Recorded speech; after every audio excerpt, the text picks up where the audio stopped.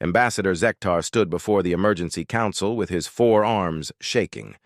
The holographic display behind him showed another star system going dark.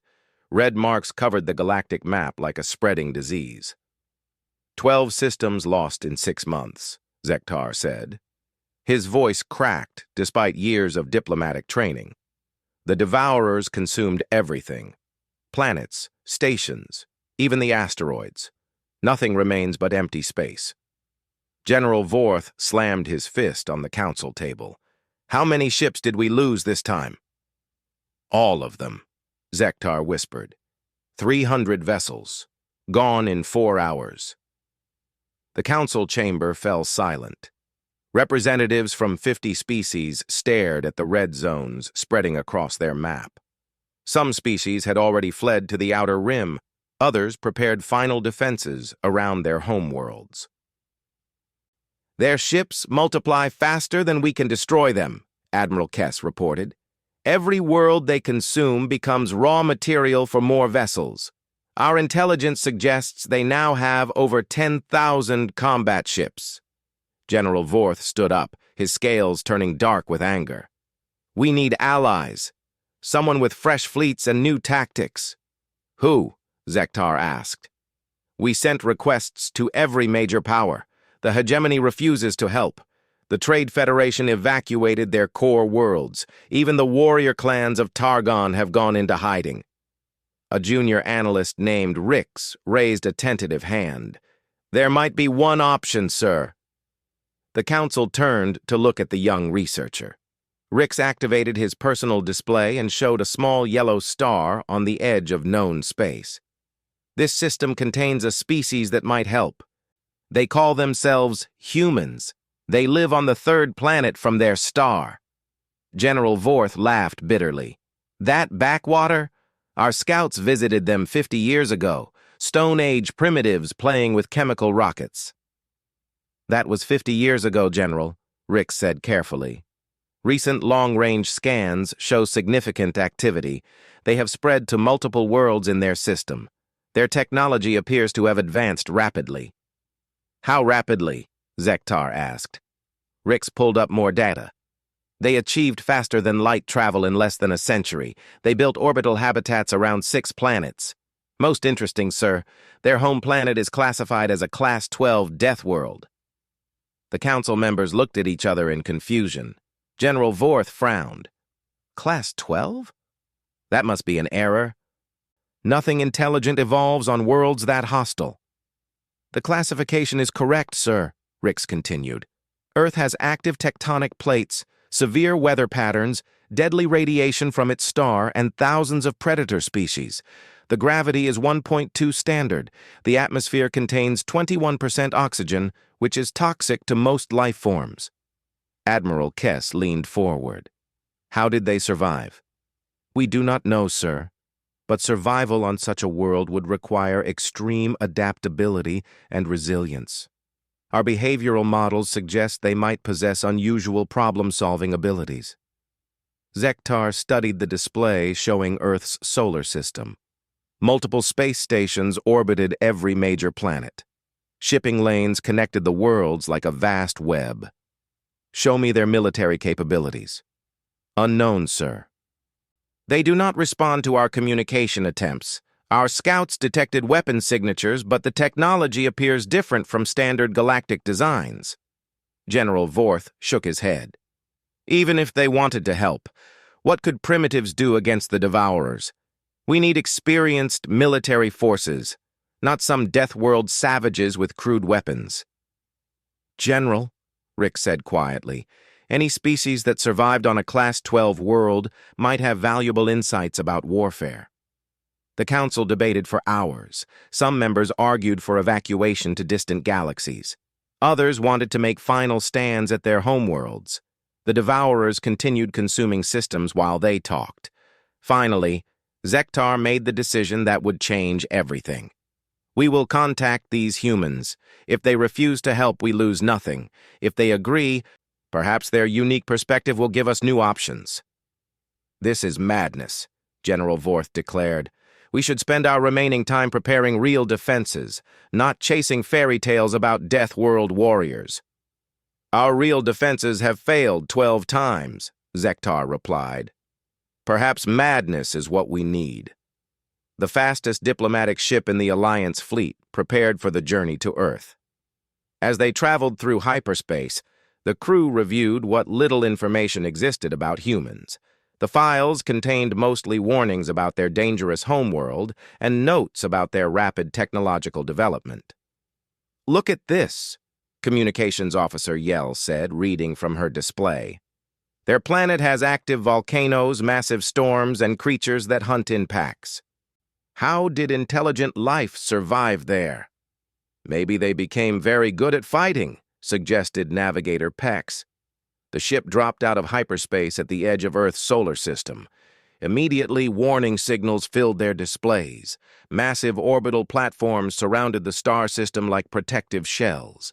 Energy signatures indicated weapons more powerful than anything in the Alliance database. "They built all this in 50 years, Yell whispered. Before they could react, human patrol ships appeared around their vessel. The human ships moved with perfect coordination, surrounding the diplomatic vessel in a tactical formation that left no escape routes. A voice spoke over their communications system in perfect galactic standard. "Unknown vessel, you have entered human space. State your purpose and intentions immediately." Zektar activated the diplomatic beacon and spoke carefully. "This is Ambassador Zektar of the Galactic Alliance. We request permission to speak with your leaders about a matter of extreme urgency. Stand by for escort to Luna Station. Any deviation from the prescribed course will be considered a hostile act." As human ships guided them deeper into the solar system, the Alliance crew stared in amazement at the massive orbital installations and the constant traffic of human vessels. This was not the primitive civilization they expected to find. "General Vorth was wrong," Yell said quietly. "These are not primitives." Zektar watched human ships moving through space with military precision. "No, they are not.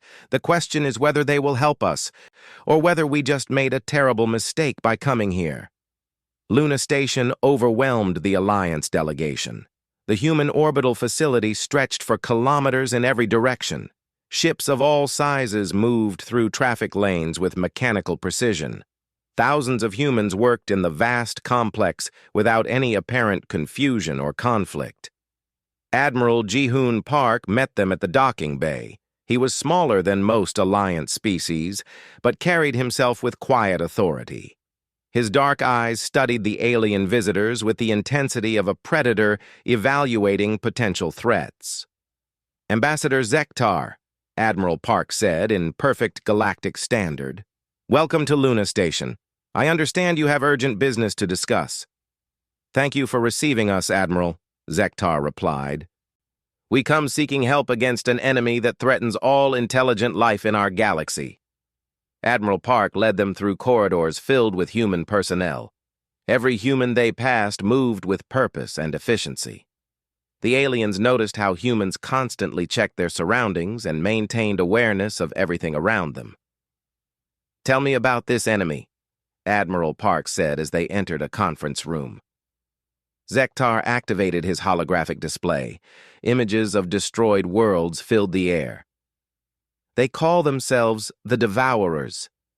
We believe they are a hybrid of biological and mechanical components. They consume entire worlds to build more ships." Admiral Park studied the images without any visible emotion. "How large is their fleet?" "Current estimates suggest over 10,000 ships. They destroyed 12 star systems in 6 months. Our combined fleets cannot stop them. Show me the battle recordings." For the next hour, Admiral Park watched footage of Alliance ships fighting the Devourers. He asked specific questions about tactics, weapon ranges, and ship capabilities. His questions revealed knowledge of military strategy that surprised the aliens. "Your fleets fight defensively," Admiral Park observed. "You try to minimize casualties while protecting civilian populations." "Of course," General Vorth said. we seek to preserve life and maintain order. Against an enemy that consumes everything? Admiral Park's expression remained neutral. That approach will not work. What do you suggest? Zektar asked. Admiral Park stood up and activated a larger display. Before we discuss solutions, I need to understand your limitations. What rules govern your military operations? The question confused the aliens. General Vorth answered slowly. Rules? We follow standard galactic protocols for warfare, minimize civilian casualties, protect cultural sites, avoid unnecessary destruction. I see, Admiral Park said. And if following these rules means losing the war completely? We would rather lose with honor than win without morals, General Vorth declared. Admiral Park nodded thoughtfully. An admirable philosophy. Unfortunately, it appears your enemy does not share these values.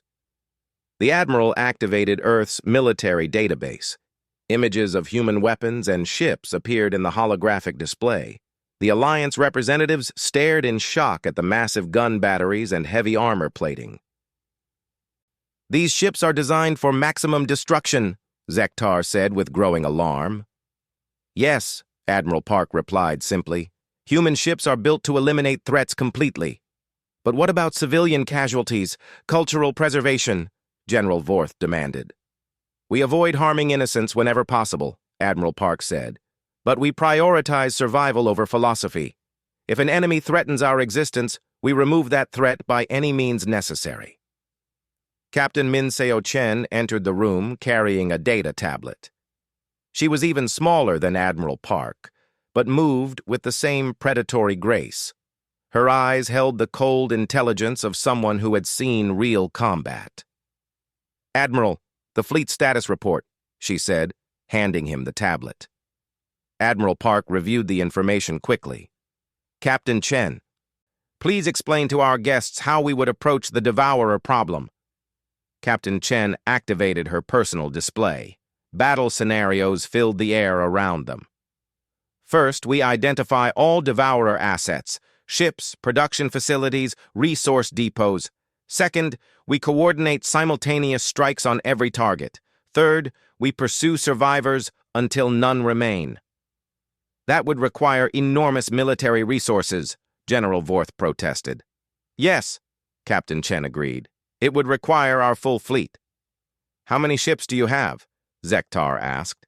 Admiral Park and Captain Chen exchanged a look. Enough, Admiral Park said finally. The meeting continued for several hours. The humans asked detailed questions about Devourer technology, tactics, and weaknesses. They showed particular interest in the enemy's reproduction methods and command structure. Dr. Sarah Kim joined them during the technical discussion.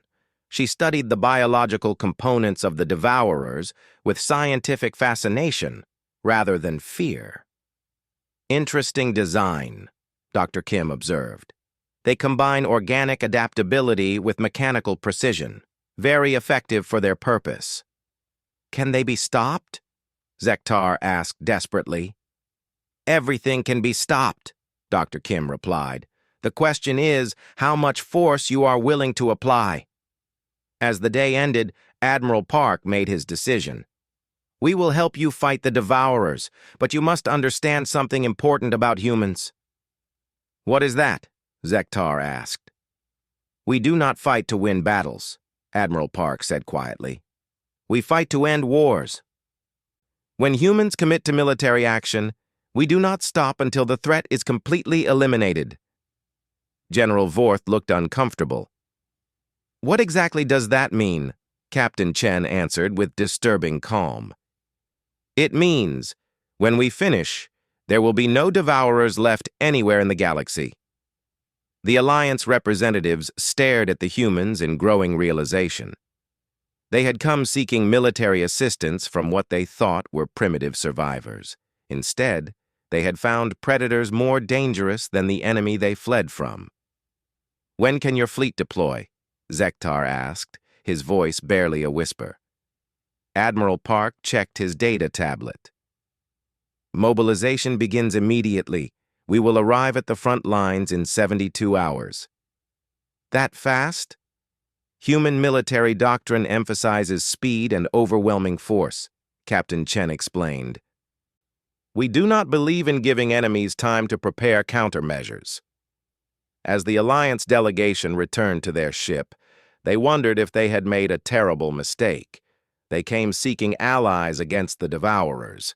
Instead, they had awakened something that might be far worse. The Alliance delegation watched in horror as Earth's military mobilized. Across the solar system, hidden facilities revealed themselves. Massive shipyards emerged from behind asteroids. Weapon platforms rose from planetary surfaces. Military bases that had been invisible suddenly blazed with activity.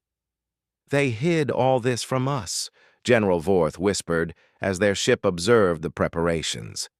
For 50 years, they made us think they were primitives. Ships poured out of hidden docks like angry insects from a disturbed nest. The human vessels looked nothing like standard galactic designs. They were heavily armored and bristling with weapons. Every surface seemed designed for war rather than exploration. Ambassador Zektar counted the emerging fleet with growing amazement. "How many ships do they have?" "More than I can count," replied Communications Officer Yell, "and they keep coming." Dr. Sarah Kim had joined them aboard their observation ship to explain human military philosophy. She pointed to the massive battleships taking formation around Earth. "Humans learned warfare from our death world," Dr. Kim explained. "On Earth, predators do not give prey a second chance. When we fight to eliminate threats permanently." "These ships seem designed for maximum destruction," Zektar observed. "That is correct," Dr. Kim said. "Human military thinking focuses on overwhelming force applied quickly. We call it shock and awe doctrine." A massive human dreadnought moved past their position. The ship was larger than anything in the Alliance fleet and covered in weapon batteries. Point defense systems tracked their movement with mechanical precision. "What is that ship's purpose?" General Vorth asked. "Ship-to-ship combat," Dr. Kim replied. "It carries enough firepower to destroy a small moon." "But surely you do not need such excessive weapons for normal conflicts." Dr. Kim looked puzzled. "Normal conflicts? Humans do not believe in normal conflicts. Every war is a war for survival. We prepare for the worst possible scenarios." Captain Min Seo Chen contacted them from her frigate, the Thunder's Edge. "Dr. Kim, please explain to our guests how human crews are trained." Dr. Kim activated her display to show human training facilities. The Alliance representatives watched in shock as human soldiers practiced combat in environments that would kill most species. "Human military training simulates the worst possible conditions," Dr. Kim explained. "We train in radiation zones, extreme temperatures, and high-gravity environments. Human soldiers can fight effectively in conditions that would disable most galactic species." "Why such extreme preparation?" Zektar asked. "Because Earth taught us that the universe is hostile," Dr. Kim replied. "Survival requires being stronger than everything that wants to kill you." Admiral Park's voice came over their communication system. "Fleet mobilization complete. All ships report ready for deployment." The Alliance delegation stared at the assembled human fleet. Hundreds of warships floated in perfect formation. Each vessel bristled with weapons and defensive systems. The sight was both magnificent and terrifying. "Admiral," Zektar said, "your fleet is impressive, but the Devourers have superior numbers." "Numbers are not everything," Admiral Park replied. "Human tactical doctrine emphasizes quality over quantity. One human ship can engage multiple enemy vessels." "How is that possible?" Captain Chen answered from her frigate. "Human ships and crews are designed for multi-threat environments. We train constantly for scenarios where we are outnumbered and outgunned." Dr. Kim showed them footage of human military exercises. Human ships engaged dozens of drone targets simultaneously while their crews operated normally under extreme stress. The humans moved and thought faster under pressure instead of slower. Most species become less effective under stress, Dr. Kim explained. Humans evolved on a death world where stress was constant. We perform better when threatened. That seems impossible, General Vorth protested. Evolution on Earth required it, Dr. Kim said simply. Species that could not handle stress went extinct. Only the most adaptable survived. The human fleet began moving toward the edge of the solar system. The massive ships accelerated smoothly despite their size. Formation flying remained perfect even as they reached velocities that would challenge most pilots. "Their coordination is remarkable," Communications Officer Yell observed. Human military doctrine emphasizes unit cohesion, Dr. Kim explained. Every crew member trains to work seamlessly with others. Individual skill matters less than group effectiveness. Admiral Park's flagship, the Indomitable Will, led the fleet formation. The massive dreadnought moved with surprising grace for something so heavily armed. Point defense turrets tracked potential threats automatically. "Ambassador," Admiral Park said, "we will reach the combat zone in 60 hours. I recommend your government prepare medical facilities and refugee centers." "Medical facilities?" Zektar asked. "When we engage the Devourers, the battle will be intense but brief," Admiral Park explained. "Survivors from consumed worlds may emerge from hiding once the threat is eliminated." Captain Chen added, "Human combat doctrine does not plan for prolonged campaigns. We strike hard and fast to minimize overall casualties." "What if the first attack fails?" General Vorth asked. "It will not fail," Captain Chen said with cold certainty. "Humans do not enter battles we cannot win. We study the enemy until victory is assured." Dr. Kim showed them human intelligence analysis of the Devourers. The data was far more detailed than anything the Alliance possessed. Human researchers had identified weak points in Devourer ship design and flaws in their tactical patterns. "How did you gather this information so quickly?" Zektar asked. "Humans excel at pattern recognition," Dr. Kim replied. "We analyze data differently than most species. Where others see random events, humans identify systematic weaknesses." The fleet reached the edge of human space and prepared for hyperspace transit. The massive ships aligned themselves with mathematical precision. Every movement was calculated and purposeful. "Fleet jumping to hyperspace in 3 minutes," Admiral Park announced. "All ships confirm readiness." "Admiral," Zektar said urgently, "are you certain about this course of action? The Devourers have destroyed every fleet sent against them." "Ambassador," Admiral Park replied, "those fleets were not human." The stars vanished as the human fleet entered hyperspace. Behind them, Earth's orbital defenses remained active and alert. The humans had sent their entire military force to help strangers, but they never left their home undefended. "They really are going to fight the Devourers," General Vorth said in amazement. "Yes," Dr. Kim confirmed, "and they are going to win." The Kethvar system was dying. 3 Alliance fleets made their final stand around the last inhabited world, while Devourer ships consumed the outer planets. Admiral Kess watched his forces crumble under relentless assault. "Sir, we have lost another destroyer squadron," his tactical officer reported. "The Devourers are adapting to our weapon frequencies."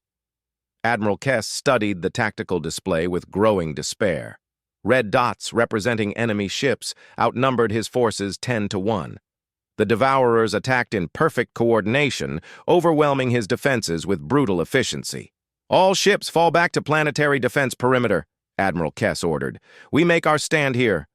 Suddenly, space twisted as massive ships dropped out of hyperspace. The human fleet emerged in perfect battle formation behind the Devourer force. Admiral Park's voice filled every communication channel. "Alliance forces, this is Admiral Park of the Human Expeditionary Fleet.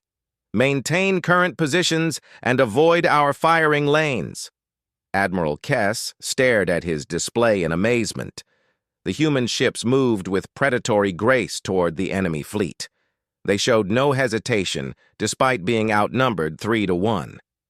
Human fleet, this is Admiral Kess. Be advised, the Devourers adapt quickly to new weapon types. Understood, Admiral Park replied. We have prepared for that possibility. The human ships spread into attack formation with mechanical precision. Each vessel moved to predetermined coordinates without confusion or delay. The formation created overlapping fields of fire that left no escape routes for enemy ships. Captain Min Seo Chen guided her frigate Thunder's Edge into close combat range. The Devourer ships turned to engage the new threat, revealing weapon systems designed for maximum destruction. All human ships weapons free, Admiral Park commanded. Execute Pattern Alpha. The human fleet opened fire simultaneously. Energy beams and projectile weapons struck Devourer ships with devastating accuracy. The enemy vessels staggered under the assault, but quickly began adapting to the human weapons. Their shields are adjusting to our energy frequencies, Captain Chen reported calmly, switching to kinetic weapons. The human ships changed tactics without missing a beat. Railguns and missile systems replaced energy weapons. Heavy projectiles smashed through Devourer shields that had adapted to energy attacks. Impossible, Admiral Kess whispered. How did they switch weapons so quickly? Ambassador Zektar, watching from the Alliance command ship, felt his hearts racing. Human ships carry multiple weapon systems. They prepare for every possible scenario. The Devourers tried to surround individual human ships, using tactics that had destroyed Alliance forces. Captain Chen's frigate found itself facing 12 enemy vessels simultaneously. Thunder's Edge is surrounded, Admiral Kess said urgently. Should we assist? Negative, Admiral Park replied. Captain Chen can handle the situation. The frigate accelerated directly toward the largest Devourer ship. Enemy weapons struck its armored hull without penetrating the heavy plating. At the last moment, Thunder's Edge fired full reverse thrusters and spun around the enemy vessel. Point defense guns shredded the Devourer ship's hull as Chen's frigate completed its maneuver. The enemy vessel exploded in a ball of plasma and debris. Ramming maneuver completed successfully, Captain Chen reported without emotion. 11 targets remaining. The surviving Devourer ships tried to coordinate their attack, but human tactics made coordination impossible. The frigate moved unpredictably, using enemy ships as cover while systematically destroying each target. How is she doing that? General Vorth demanded. No pilot could maintain awareness of 12 targets simultaneously. Dr. Sarah Kim, monitoring from the observation ship, provided the answer. Captain Chen trained for multi-threat scenarios since childhood. Human military doctrine prepares for being outnumbered. More Devourer ships arrived from the outer system, doubling their numerical advantage. Admiral Kess prepared to retreat, but the human fleet advanced aggressively. Human fleet! You are now outnumbered 6-1, Admiral Kess warned. Recommend immediate withdrawal. Withdrawal is not part of human tactical doctrine, Admiral Park replied. All ships execute Pattern Beta. The human fleet split into smaller groups that attacked from multiple directions. Each group moved independently while maintaining perfect coordination with the others. The Devourers found themselves fighting 6 separate battles simultaneously. Human ships used ramming attacks, close-range weapons, and boarding actions.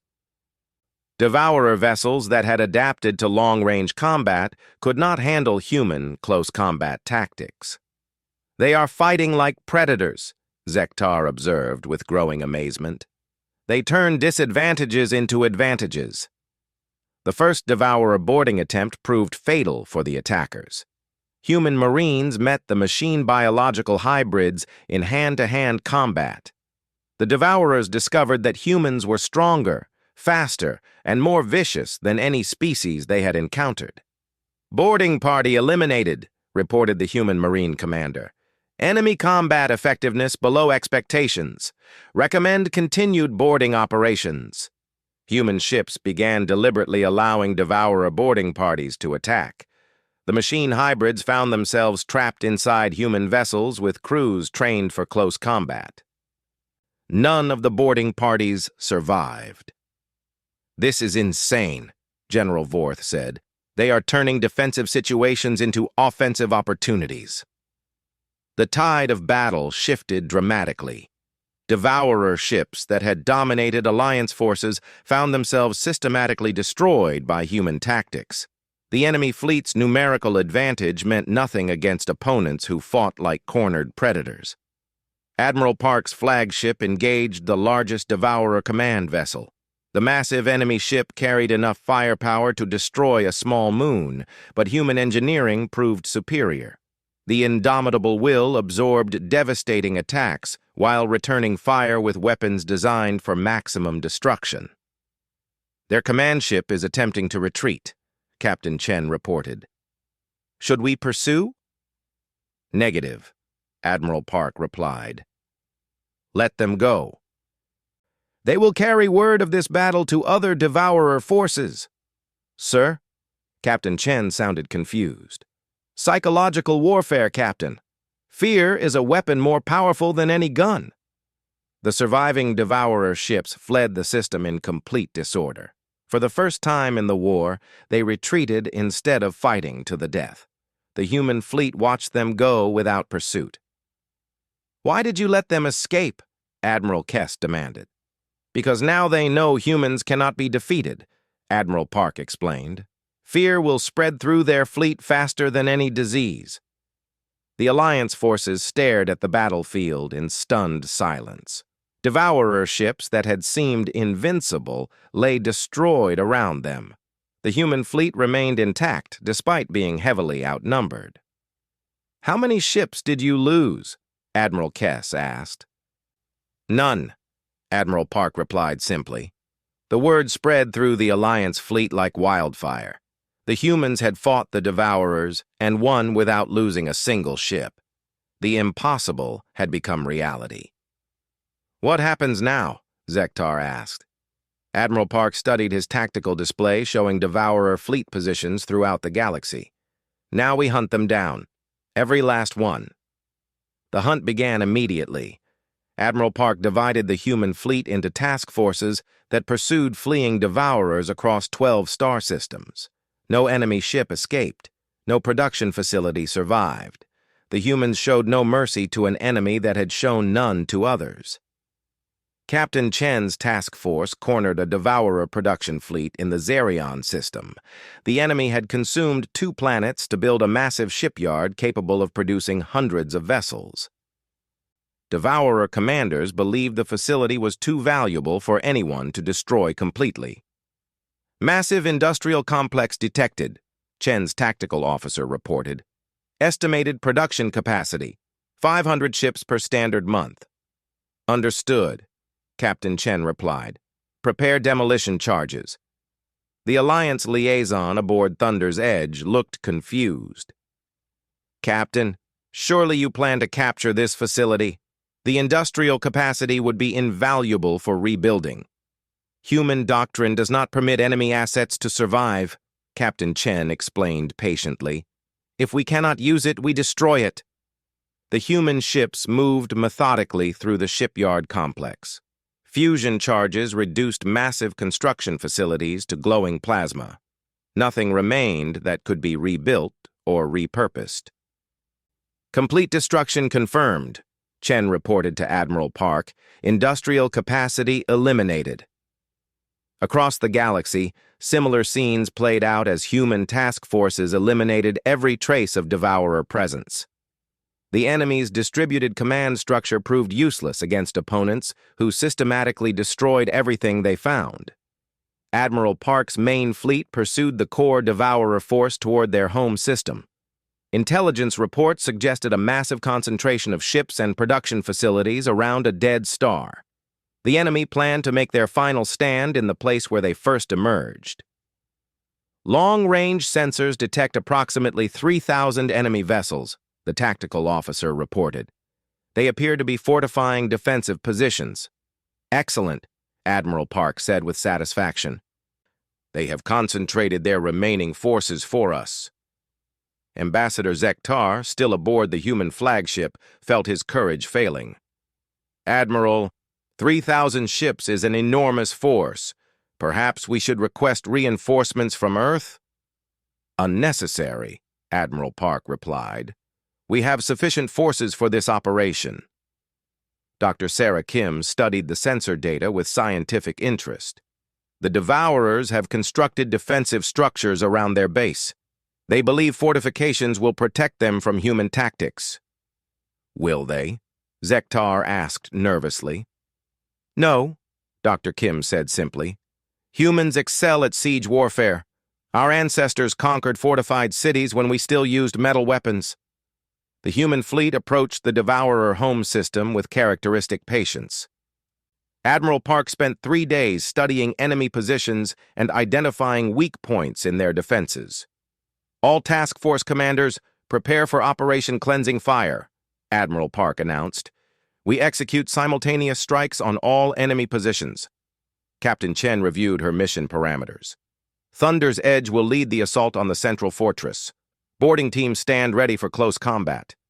Human Marines prepared for battle with calm professionalism. They checked weapons and armor while discussing tactics for fighting in zero-gravity environments. None showed fear despite facing an enemy that had terrorized the galaxy. Remember, these creatures adapt quickly, Sergeant Park told his Marines. Stay mobile and change tactics frequently. Do not let them predict your movements. The human fleet split into assault groups that approached from multiple directions.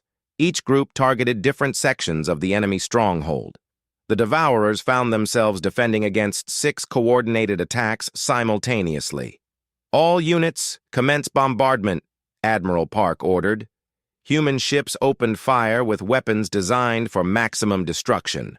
Energy beams and kinetic projectiles smashed through Devourer defenses that had withstood Alliance attacks for months.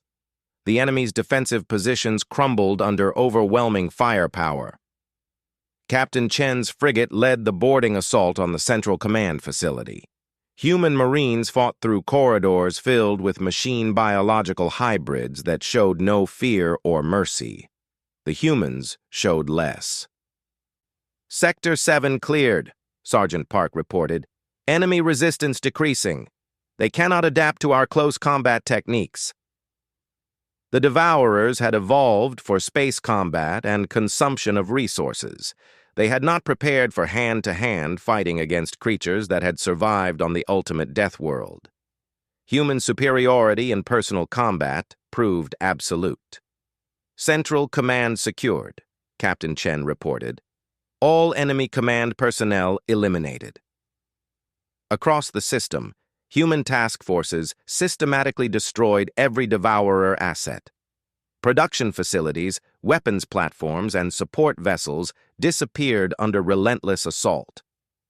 The enemy's ability to wage war ended forever. Final resistance eliminated, Admiral Park announced. All Devourer forces in this system have been destroyed. The silence that followed lasted for several minutes.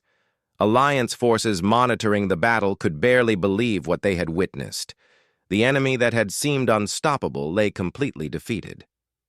Admiral, Zektar said quietly, what about other Devourer forces? Scattered ships that might rebuild? Already handled, Admiral Park replied. Our task forces eliminated every enemy presence in 43 star systems. Total destruction is complete. General Vorth, monitoring from the Alliance command ship, felt a mixture of relief and terror. You destroyed them all? Everything? Human military doctrine requires complete elimination of existential threats, Admiral Park explained. The Devourers represented a threat to all intelligent life. Therefore, they could not be allowed to exist. Dr. Kim provided the final analysis. Sensor sweeps confirm no remaining Devourer ships or facilities in any monitored system. The threat has been permanently eliminated. The human fleet began returning to Earth with the same efficiency they had shown in combat. Ships that had fought the most dangerous enemy in galactic history returned home as if completing a routine patrol. "What happens now?" Zektar asked Admiral Park. "Now you rebuild," Park replied. "Humans will provide security assistance if requested, but we prefer to return to our own territory." "You do not want to expand, claim territory, establish an empire?" Admiral Park looked genuinely puzzled by the question. "Why would we want those things? Earth provides everything humans need. We fight to protect what we have, not to conquer what others possess." Captain Chen added her perspective. "Human history teaches that empires are difficult to maintain and eventually collapse. We prefer strong defenses and peaceful neighbors." As the human fleet prepared to leave, Ambassador Zektar realized the galaxy had fundamentally changed. The Devourers were gone, but they had been replaced by something equally powerful and far more mysterious. "Admiral," Zektar said, "the galaxy owes humanity an enormous debt." "No debt exists," Admiral Park replied. "The Devourers threatened human security by threatening our neighbors. We protected ourselves by protecting others." The human ships vanished into hyperspace, leaving the Alliance forces alone with their victory. 12 consumed star systems could be reclaimed. Billions of refugees could return home. The nightmare was finally over, but everyone who witnessed the human fleet in action carried the same thought. The galaxy was safe because humanity chose to make it safe. The Death World had produced not conquerors, but guardians. And everyone hoped they would never give humanity reason to make a different choice.